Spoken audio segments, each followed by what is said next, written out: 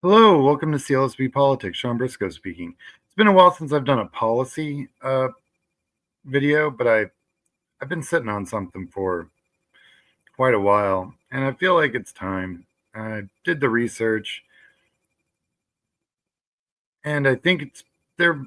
I think it'll be educational to everyone. A majority of people I've talked to had not heard of it, and I had to do my own research to even find anything out about it. So it's the U.S. and Israel and the QME. Now, I imagine all of you are like, well, what's the QME? I mean, I had to talk to retired military specialists that put me on track to, hey, these websites have some pretty good information. I mean, I had no idea, but what it was, and you never hear really them talk about it in the news, or even you don't hear politicians talk about it at all.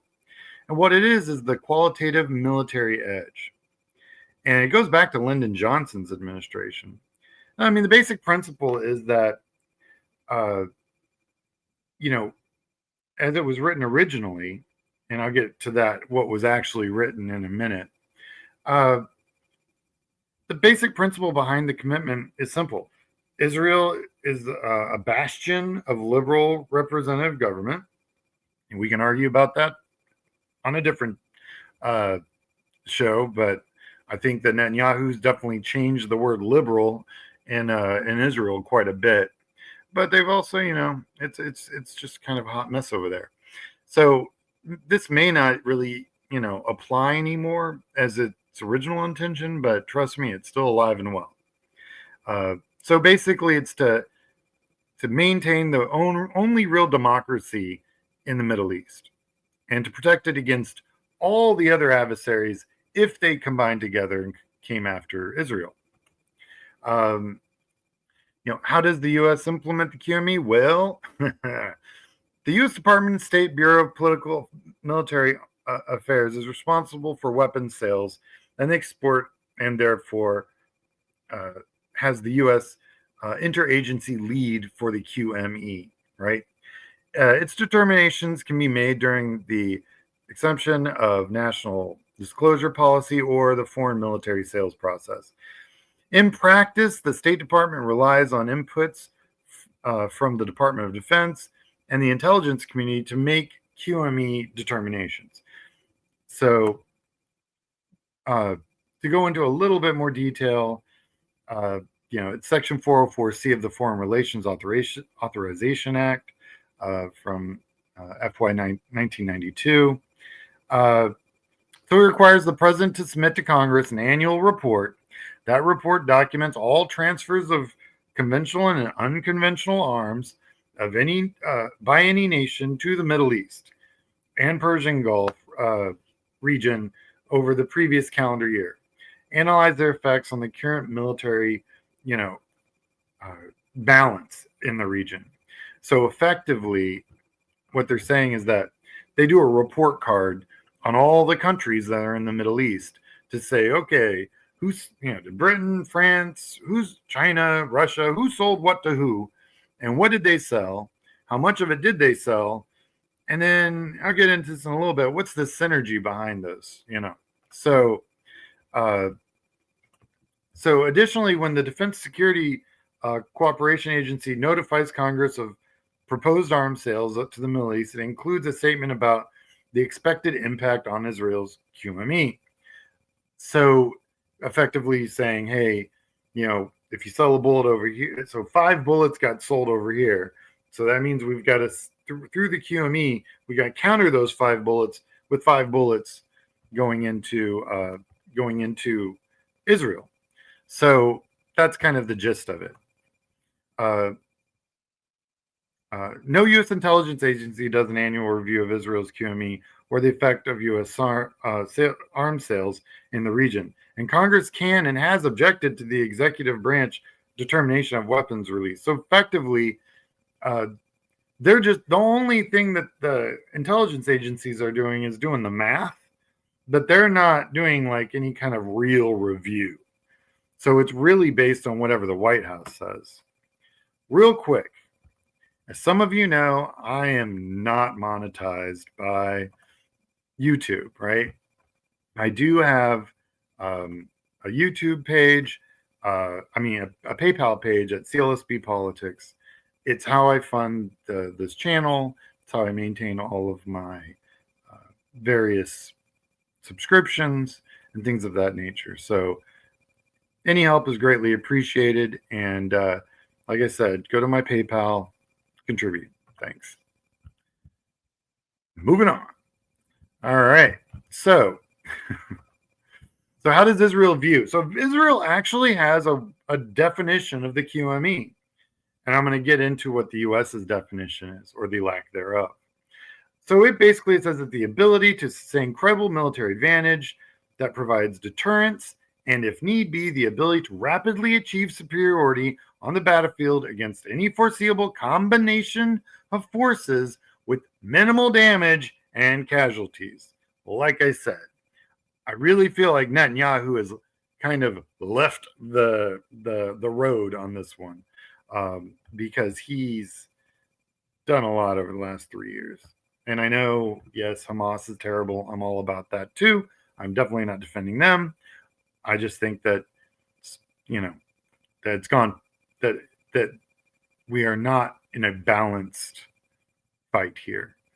So, in assessing the QME, Israeli focuses on the threats from advanced weapon systems rather than on platforms.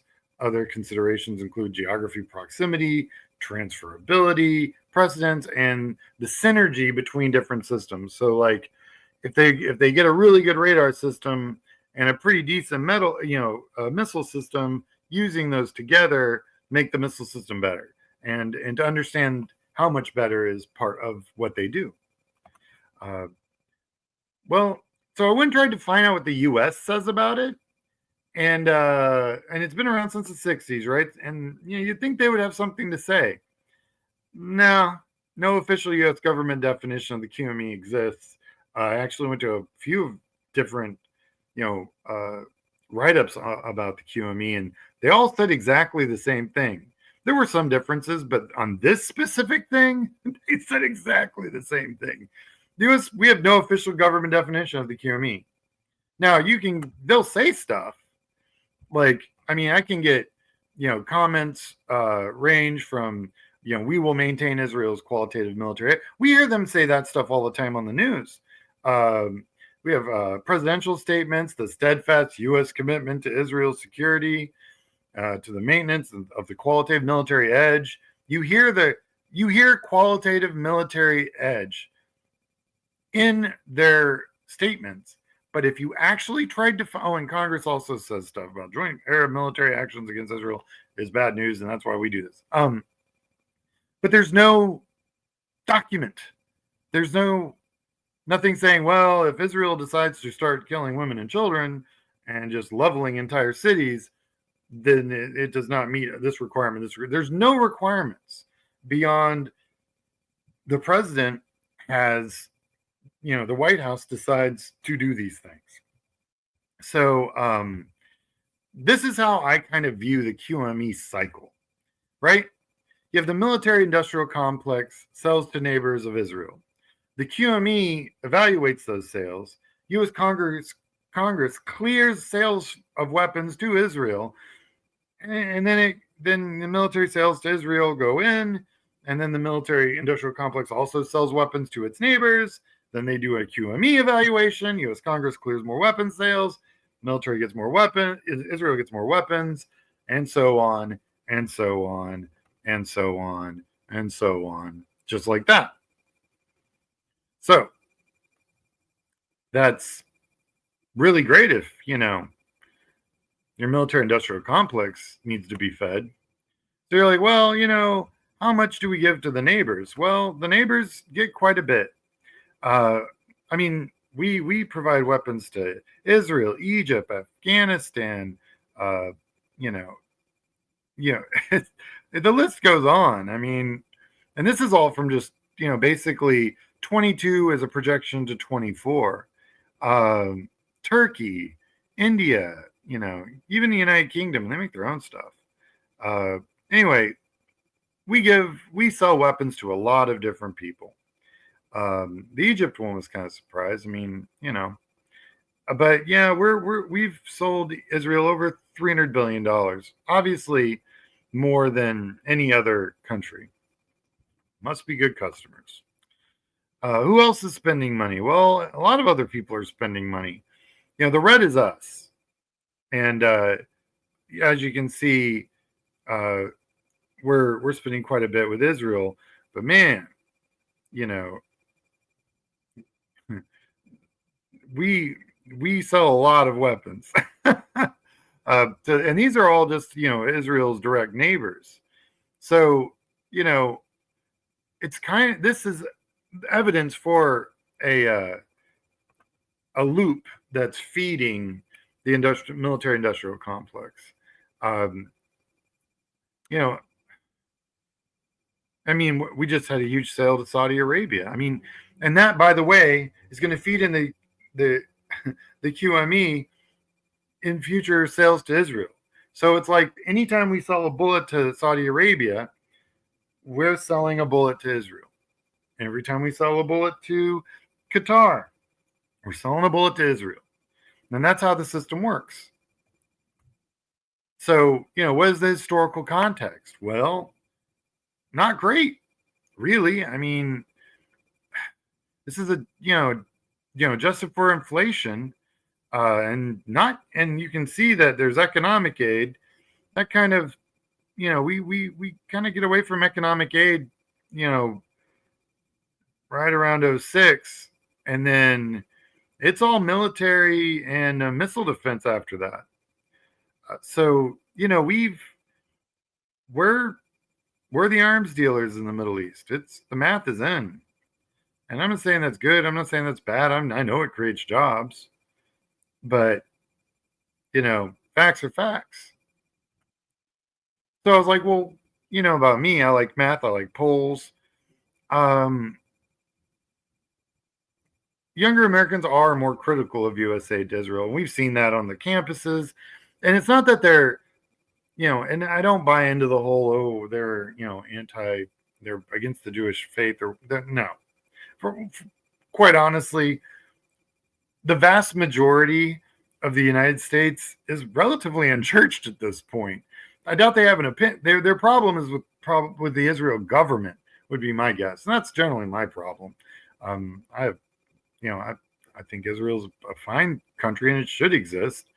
I just, think that their leadership, Netanyahu, who has been indicted and all sorts of stuff, and I think they impeached him. Oh, he sounds real familiar, doesn't he? Anyway, the guy is just the worst, and that's my opinion.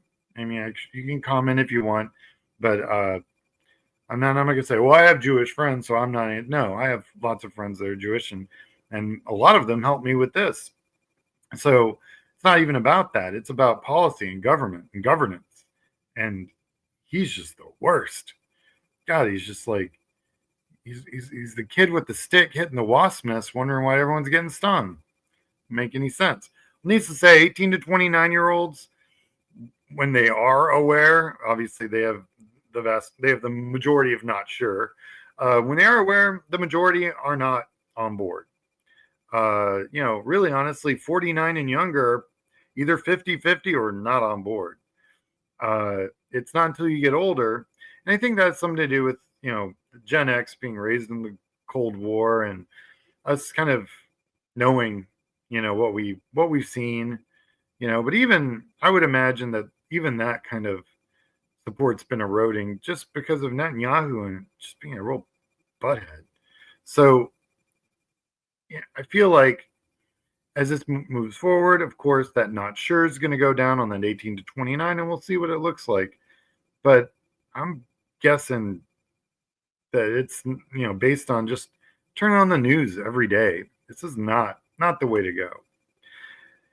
And before us Democrats start feeling all uppity, I got a cold shower for all of us, because I was like, you know what? Who benefits from these military sales? Which states, right? And then you can kind of draw a line where I mean, if you don't think the military-industrial complex has lobbyists, you're out of your mind. You don't think they contribute to campaigns, you're out of your mind. So let's talk about that for a second, right? Uh, so the this is spending in billions, right? As of 22, so this is 3 years old. This is after we started our big ramp up, right? To deal with what's going on. So it's Virginia. That's arguably a purple state, although a few of my buddies and I helped flip some state house seats and got the legislature blue, but still a mixed bag. Texas, all red. I got a whole playlist about Texas. It's red, red, red, right? With a bunch of blueberries. And what's interesting about where those blueberries are, they're the vast majority of the economic growth in Texas, right? So even say, oh, look, Texas #2, it's a red state. Yeah, but Boeing isn't out in Lubbock. You know what I'm saying? You don't have the big industrial military companies sitting out. Maybe they do some manufacturing out there, but the offices are in the cities. And then you got California. Anyone? Anyone? Right? Florida, red. New York, blue. Maryland, blue. Connecticut, bluish. Massachusetts, really blue. Pennsylvania, man, it was pretty blue. And we had a rough cycle in 2024, but that state house seat that was R plus 18 or something just went blue. So I'm feeling like Pennsylvania's on its way back.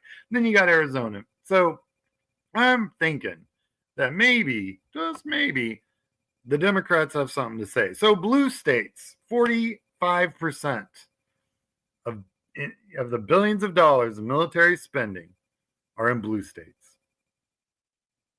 So, those Republicans out there that say, "Oh, you Democrats aren't for America." Well, we are almost 50% of all the military that this country builds, as far as hardware and various other things, comes from a blue state. So, I mean, there's obviously a disconnect there. So, thank you for watching. I have a quote.